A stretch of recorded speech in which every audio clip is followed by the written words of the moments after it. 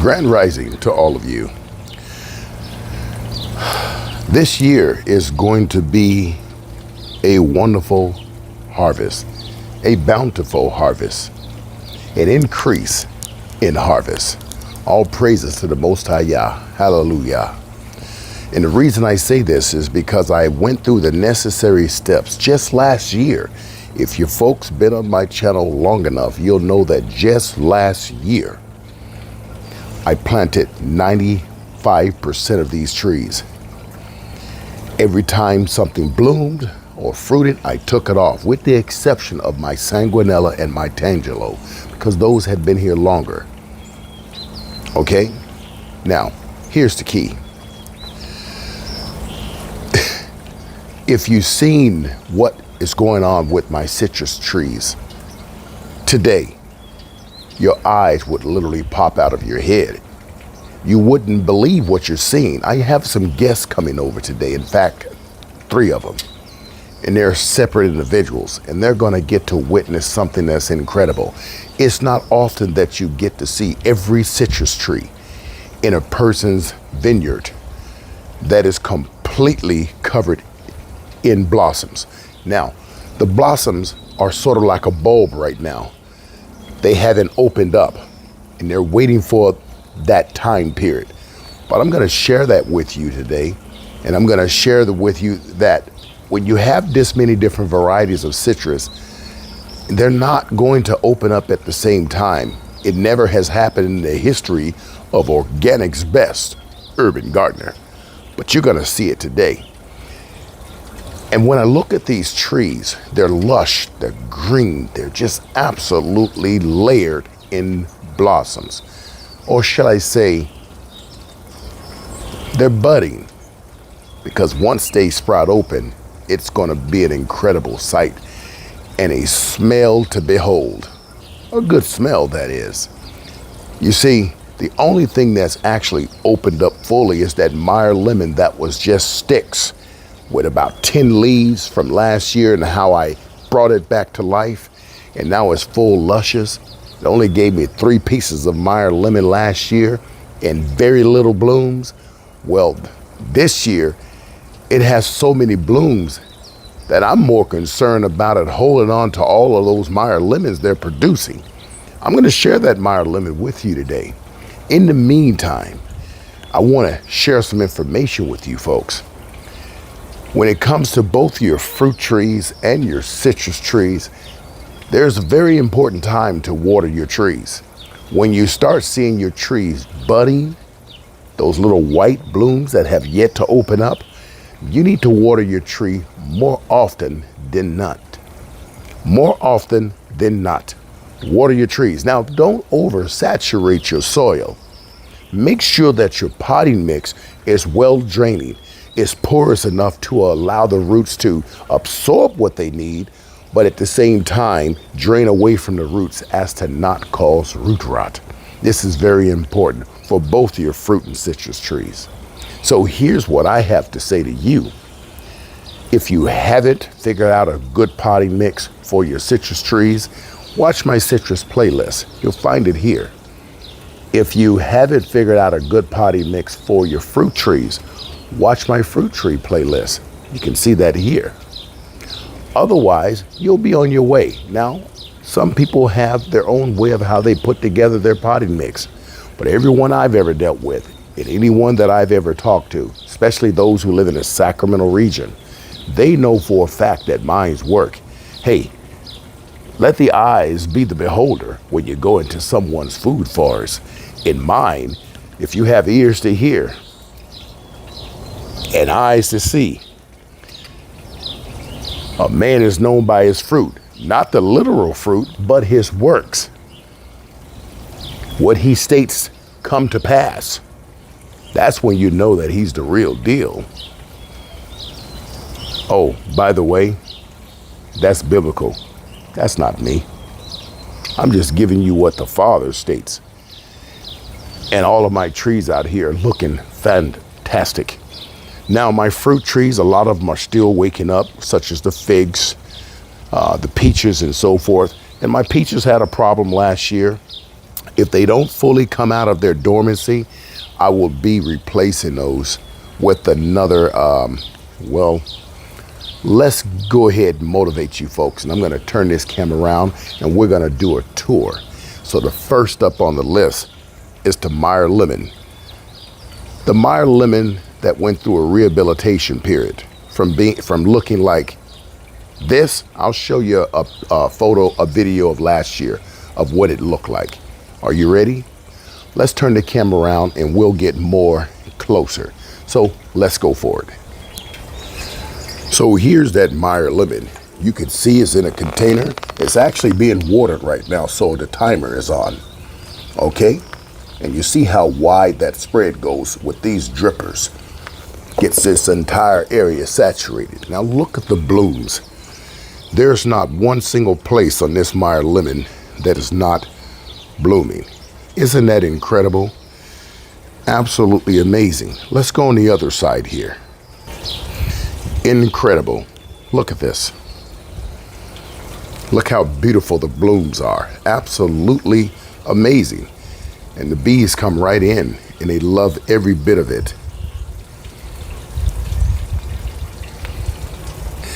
Now, just for anyone's reference, this is a standard Meyer Lemon. It will get taller, about 5 to 6 feet tall in this container alone. 40 gallons, and it'll be here for the rest of its life. Now, next up is my large Awari Satsuma. Now, a little insight before we go there. Last year, when I planted the Awari Satsuma, the large Awari Satsuma, it didn't bloom nor bear any fruit, besides the fruit that it came with. So I made sure I discarded that. My smaller Awari Satsuma bared fruit, but I purged most of it, as you folks remember on the video. I'll see if I can put that in the description below. You can go see that video for yourself and why I purge what they call thinning. So this tree this year will do really well. So it's gone through a period of establishing those roots. Remember, it takes a minimum of 1 year to establish the roots of both your fruit and citrus trees. However, there's times when it may take a little bit longer. Do your due diligence and be vigilant, and you'll recognize when your tree is ready to perform. Or shall I say, in this case, outperform. Let's go ahead and take a look at the Awari Satsuma. So right here, again, in a 40-gallon container, you have the Awari Satsuma. Now, the Awari has always been one of those trees where when it comes to their leaves and how they're formed, they're not the prettiest tree, but they have some delicious fruit. You can see there's tons of blooms all along here, tons of blooms. Or shall I say budding? I keep forgetting that. Lots of new growth all over the plant. Blooms for days. When I tell you blooms, I'm telling you, you gotta see it in person to understand it. But once again, it's doing extremely well inside this container. When I stick these branches up, you're looking at a 6 foot tall tree. That's correct. Next up, I'm going to introduce you to the Morrow blood orange. Last year, the Morrow was also planted.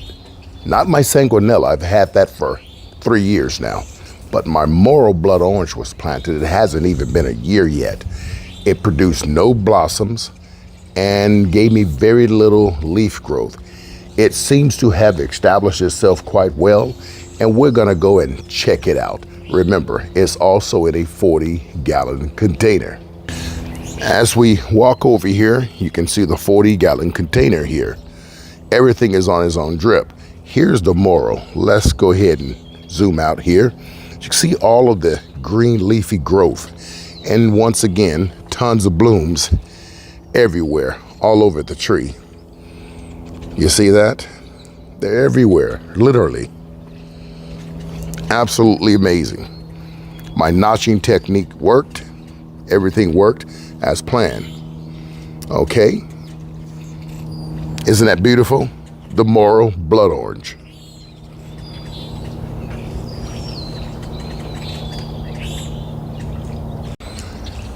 Now, as many of you know, 3-4 weeks ago, I harvested my Sanguanella blood oranges, and I made it into a marmalade and a preserve. But I'm going to share with you what happened just harvesting those Sanguanellas, as well as my Tangelo. But we're going to deal with the Sanguanella first. Remember, time is important. Time is key when it comes to harvesting all of your fruit in a timely fashion, so that your tree can stop putting energy into already developed fruit and start now producing blossoms for you. You need that fruit set. Window of opportunity. Don't miss it. Let's go over here and we're gonna check out, well, there it is. And we're gonna look at it a little bit closer. Now, as I come up on this one, it's actually planted inside of a wooden box elevated off of the ground. It's been here for 3 years. It's very solid. So this tree is actually growing in the ground. You can see the base there, very thick trunk. And once again, you see all of the new growth. The entire tree is just packed with luscious new growth. And I did a new technique for this one and a few more because I'm trying to experiment. If you don't have an established food forest, do not experiment on your plants. Not during this time in our economy. You need your food. But if you have an established food forest and you have multiple trees that you can work on and still get a ton of fruit, experimenting is okay. And you can see here, absolutely gorgeous tree. Just look at it. This experiment is working. Look at that. And if you notice, you'll see my leaves are a little shiny. And that's because they've been sprayed with that agricultural molasses, fish fertilizer, seaweed extract. They've been sprayed and chelated iron, because once it produced all that fruit that I took off, the fruits took so much energy away from the leaves, causing a little lack of malnutrition there. And so they've gotten their green back. And we're talking about within 2 to 3 weeks, immediately. Whenever you see my containers or my boxes, you'll notice there's strawberries always in the corner. Strawberries are a good indication to water your tree if you're watering by hand. If they go limp, that means it's time to water. Okay? All right. Let's get over here and talk about this Tangelo. It's a beautiful tree. And once again, it was one of 2 of the trees that I harvested and made a preserve. But once again, you'll see how quickly these trees go into blossom, you know, and let's keep this going. Now, this tree also is growing in the ground inside of an elevated wooden box. And you can see the tree from here. It's got its own unique look, and that's one of the things I notice about citrus. Some of them have similar looks because they come from the similar backgrounds, but others have their own look. And you can see all of the new growth and tons of blooms are starting to form. They're all over the place. Let's get over here because you got to look, because I got a lot of bright sun out here, and you see all of the blooms. Beautiful, beautiful tree. Delicious fruit, slightly tart. Some people may not like it, but if you turn it into a preserve, oh my goodness. Absolutely tasty. Beautiful tree. Once again, the Tangelo, Mineola, one of your fastest growing citrus trees.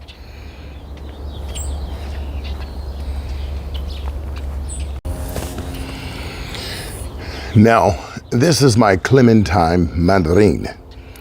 Beautiful, beautiful tree. Great tasting fruit, easy to peel, absolutely wonderful. This tree went through a difficult life here in Organic's Best Urban's Garden backyard. And it was moved from 2 other different locations, causing the tree to drop all of its leaves and start over again.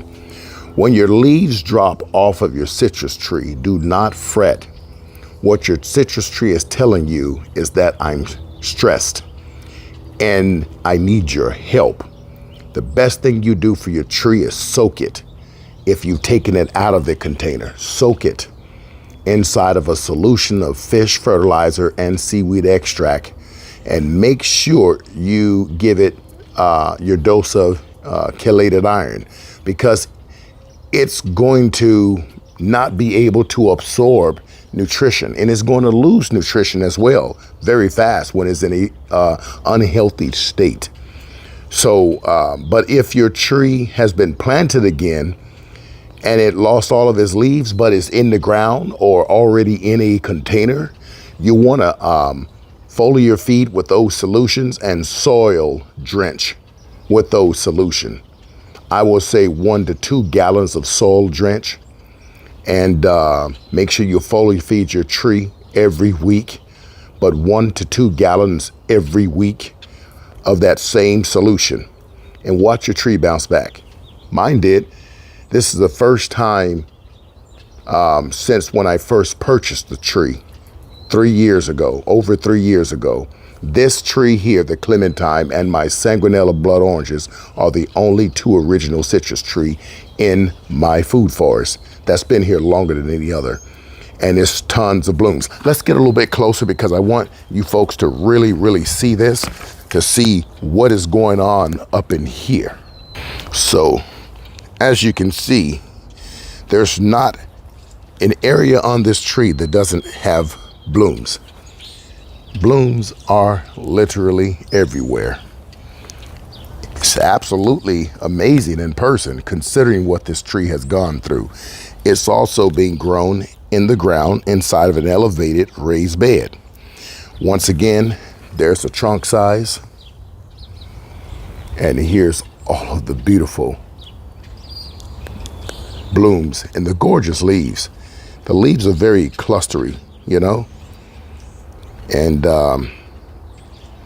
but they're nice. Absolutely amazing. Some of them are starting to open up here.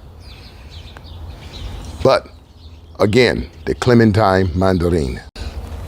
So next up is the Bear's Lime. A lot of the leaves, along with several other trees, were blown off due to the high winds we had a month ago. But they have since bounced back, and never fret when your leaves are blown off by the wind. They will come back.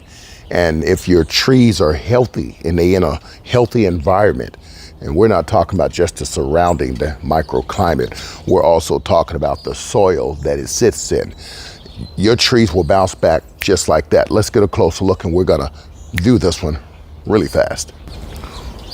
40-gallon container, and you could see all of the new growth sporadically throughout the tree. Lots of leaves. This branch was completely bare. The leaves have bounced back. Tons of blooms all over the tree. You can see them all over here. One of the things I love about walking in my food forest is no matter which area I walk in, you smell these blooms that are primarily coming off of my Meyer. So when all of these open up here, simultaneously or at the same time, it's going to be intoxicating to smell all of that. Well, folks, let's move on over to another beautiful tree of mine, and I'm going to share that with you as well. Now, on this particular tree, this is my my Viola Pomeletto. And this particular tree is inside of a 20-gallon container. And I'm going to show you how to deal with this discoloration in the leaves on part 2. But right now I'm going to show you what's going on with it. Now over on my walkway here, you'll see this beautiful tree. So the leaves are lightly colored, and this is an easy fix.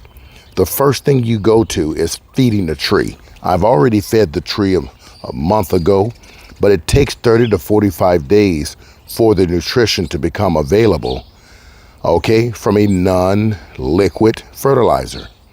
Because it's in powder form, it has to break down, or granule, whatever you use, pellets, whatnot. Now I'm gonna spray it with my solution, fish fertilizer, seaweed extract, and chelated iron. And I may even give it some of the molasses, but the chelated iron also has molasses in it. So we'll wait, but you see it's in full bloom.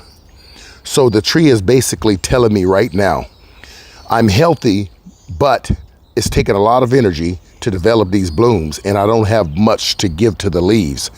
Therefore, I'm not going to be able to convert photosynthesis into food so that these blooms stay on here, yet alone any fruit that is developed. Okay, so I got to get in here and assist it. While the blooms are in budding form and are not fully out, opened up, then what I need to do is go ahead and spray it. You can spray them right now. You don't want to do that when the blooms have opened up. So it'll get sprayed this evening, all of my trees. Again, the Clementine Pomeletto, or Pomelo.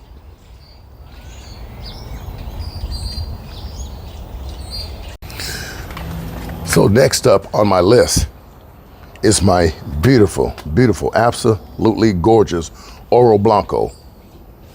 This is a grapefruit version. I've never seen a more prettier tree in my life when it came to citrus. I kid you not. I'm going to share this tree with you. It was planted last year. It was 4 feet tall and very skinny. And I'll share that video with you folks when I first planted it. It's inside of a 40-gallon container. Let's see how much it's grown, and let's see what's going to happen this year. So let's get a little bit closer to it, and we'll be right back. Now you'll notice right away, literally all of the blossom set is here. From the bottom, it's just loaded. Not a single place missing. From tiny blossoms to large blossoms. And I want you to look very closely because this tree is quite frankly loaded. Absolutely amazing. I've never seen nothing like it, especially grown in a container. Look it up here. Look at that. It even have a few pieces of fruit on it. One and a smaller one that I let develop from last year just to see what the tree does. Looks like I got a few blossoms that's trying to open on the end there. But isn't that absolutely gorgeous? I want you to look at the base. Pretty thick. And 40-gallon container. This is something you're not seeing. Look at how tall this tree is, 13 feet tall. There's my overhang. There's the tip of the tree. Isn't that incredible? And here's the key. I will have to do very little purging or thinning the fruit. The branches have all developed very strongly. But if I still see something where it's weighing down the tree too much, I will definitely thin it. We'll wait for part 2 on here.